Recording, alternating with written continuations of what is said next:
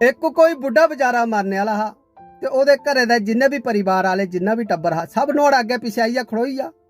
उन्हें डॉक्टर गी कीता फोन, डॉक्टर बुलाया, डॉक्टरै भी चेक शक कीता, उन्हें आख्या मारा एह् नहीं बचदे हुण। इन्ने चिरे गी बुढ़े ने अपने बड्डे मुड़े गी बुलाया ते उसी आखन लगा पुत्रा जे अऊं मरी जा ते मेरे मरने दे बाद तू इयां करेआं, तू मेरी गांधी नगर आलियां 10 दुकानां ले लैं। ओदे बाद अपनी कुड़ी गी बुलाया उन्हें ते उसी आखन लगा बच्चा तू इयां करेआं, तू मेरी सतवारी आलियां 5 दुकानां ले लैं। फिर उन्हें अपने लोके मुड़े गी बुलाया ते उसी आखन लगा पुत्रा तू सारे कोला लोका है ते प्यारा भी है ते तू इयां करेआं, तू मेरी ग्रीन बेल्ट आलियां 5 कोठियां ले लैं।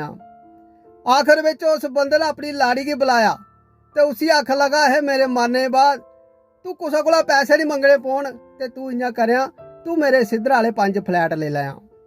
इन्ने चिरे ओह जेह्ड़ा डॉक्टर हा ओह आखन लगा महाराज तुस किन्ने किस्मत आले हो, तुंदा बुड्ढा तुंदे आस्ते किन्नी जायदाद छुड़िए ज्यादा।